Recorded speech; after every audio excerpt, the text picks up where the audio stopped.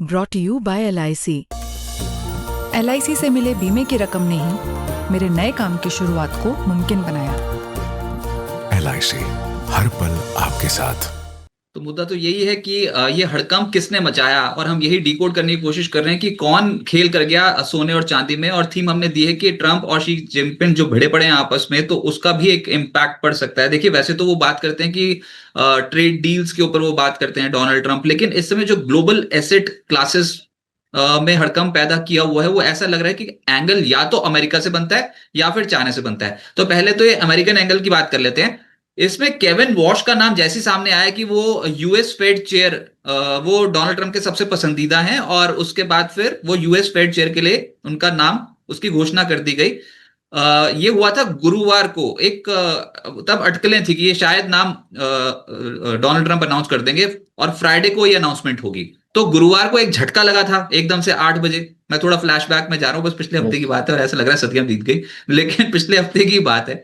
तब तक तो सब कुछ ठीक ठाक चल रहा था, बहुत मजे आ रहे थे, पिछला हफ्ता दिन नहीं रात सब सर, कुछ। पिछला हफ्ता नहीं, 2 ट्रेडिंग सेशन पीछे।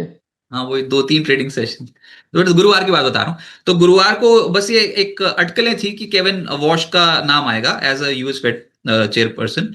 लेकिन उसके बाद फिर शुक्रवार को अनाउंसमेंट हुई, और तब तो जो सुबह से सेलिंग हुई, कॉमेक्स पे भी गिरावट देखने को मिली, गोल्ड सिल्वर में। उसके बाद जो एमसीएक्स में हाहाकार मच गया, सर्किट पे सर्किट पे सर्किट, वो भी लोअर।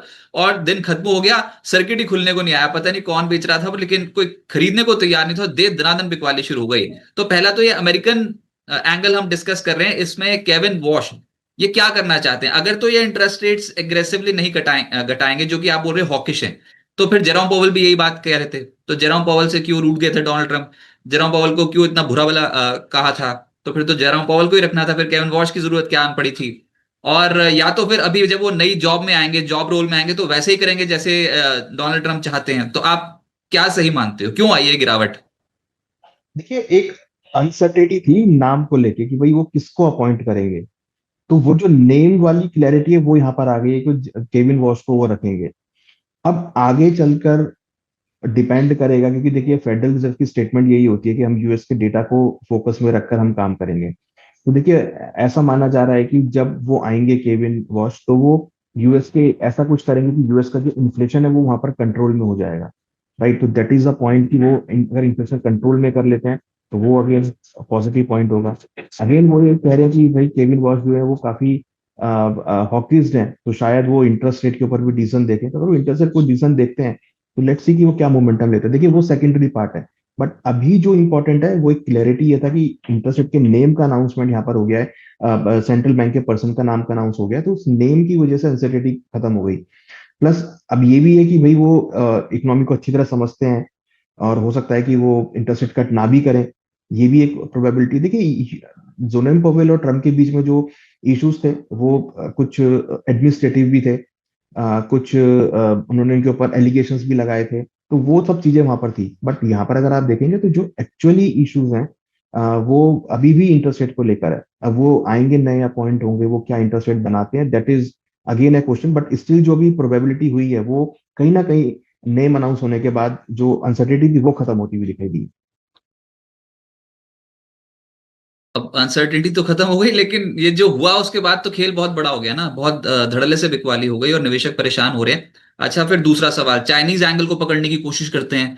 ये हमने, हमारे पास खबर यही थी, और इसी के ऊपर बहुत अपडेट्स आ रहे थे सोशल प्लेटफॉर्म्स के ऊपर, इंस्टाग्राम के ऊपर, कि चाइना चाइना ने वैसे अनाउंस भी कर दिया था कि वो एक्सपोर्ट रिस्ट्रिक्शंस लगाने जा रहा है।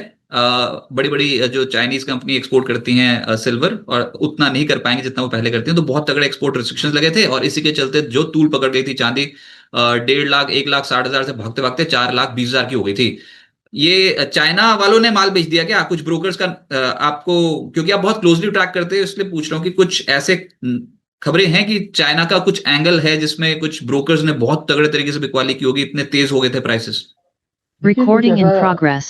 देखिए ऐसा कुछ सुनने में आ रहा है कि जो ब्रोकर है वो अनरजिस्टर्ड ब्रोकर है, जो चाइना में काम कर रहे थे, उनकी तरफ से जो है मार्जिन इश्यूज या डिफॉल्ट की सिचुएशंस यूज आई हैं। बट हाँ, कहीं ना कहीं अगर आप देखेंगे तो वो अनरजिस्टर्ड ब्रोकर हैं जो जनरली सीएफडी का काम करते हैं। तो मुझे नहीं लगता कि ऐसा कोई रेगुलेटरी फ्रेमवर्क में है। बट हाँ, कहीं ना कहीं जो लोग हैं जो ट्रेड करते हैं वहाँ पे, वहां पर एक बड़ा सुनने में आ रहा है कि कुछ ऐसा डिस्टरबेंस हुआ है जिसकी वजह से प्राइस गिरते हुए नजर आए हैं।